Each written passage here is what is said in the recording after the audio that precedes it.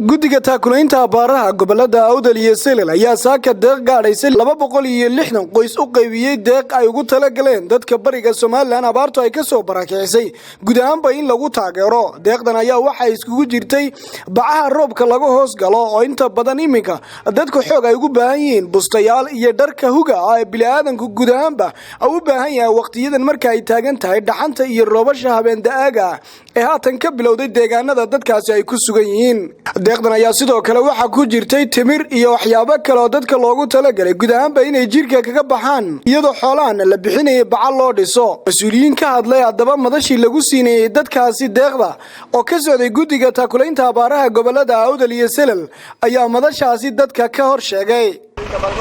waxa weeyaan halkan waxaan ku qaybinaynaa maxay ahayd tulli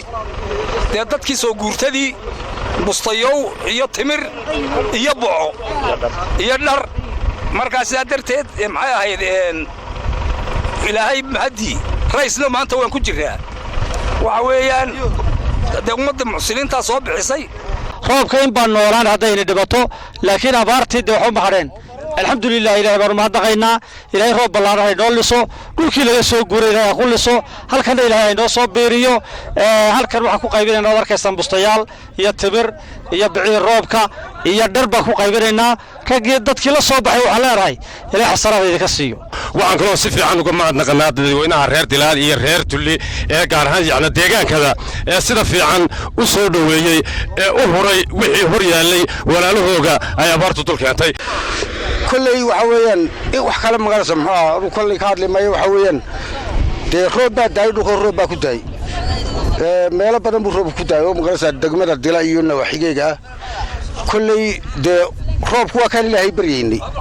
أو كعبا منه وحوي إلهي بكنوان معضا نمعدا إلهي كينوي الحمد لله رب العالمين بان هاي الحمد لله رب العالمين الحمد لله رب العالمين بان هاي وحوي كلي أنا أورن ما يوسف قرمة دتك عن ربضانتي الأخيرة يوم غير سمحة وحنو باهنين واحد روب إلى الهلو رحمة إلهي إلى الهلو إلهينا ونسي الحمد لله رب العالمين استغاثوا ما هذله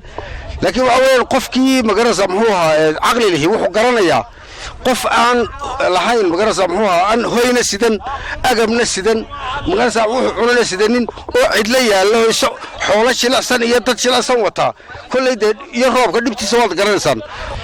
وادر كيسان المنطقة هذا واحد لقيبنا يا بستيال يبعو يتمر يدر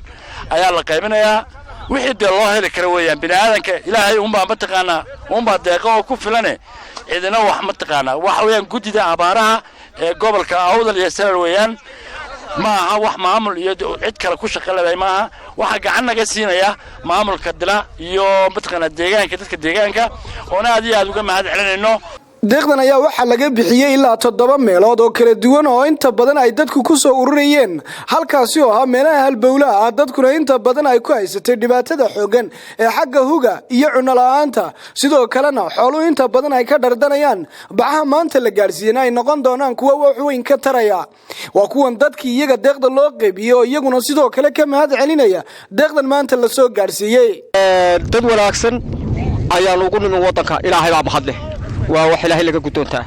نمعدنا إما كا يتعنا هاي سطحي لولا أي هالشيء لولا إما كا كل وده هاي إلهي لا محل وحا مجالا الدلا يتولي إما كا واطع وحا كسر الله وعركسان كاشنا بارتكي بستياشي تمرتي دركي وواحد إلهي لقى قدونته dadweynuhu soo gurmaday oo aad iyo aad ugu mahadnaqayno si wanaagsan alaab fara badan oo fara wadan oo timir oo alaab darle nala siiyay ayaanu aad iyo aad roobkuna waana ku jooga ilaahay wax wanaagsan allah iyaga ha siiyo jazaaka siiyo isku soo wada duuba wali xaalkeega taagan dhibaatada baahida ay qabaan dadkaasi walow awal ay ahayd dhaxan haatan roob ay ugu biireen xoolii oo dhardadayna inta badan indhaha ay qabanayaan sidii bilaadankeena dab loo shidayo walow taasina ay tahay nolol argagax leh xoolahan arag weligood qabow intan leeg iyo dad deegaano kulaylaha ka soo guray oo haatan ku soo beegmay waqtiyada ay ugu qabow yihiin gobolada galbeedka Soomaaliland haatan ay tahay dhibaato xoogan oo soo food saartay baahida ugu weyn ay dadkaasi qabaana ay tahay dhinaca huga iyo bacaha roobka laga hoos galo walow cuntaduna ay iska tahay qowtal daruuri joogta maalin walba. Waa Horri Axmed Horri, telefishinka madaxa bannaan ee Raya TV, deegaanka degmada Dila.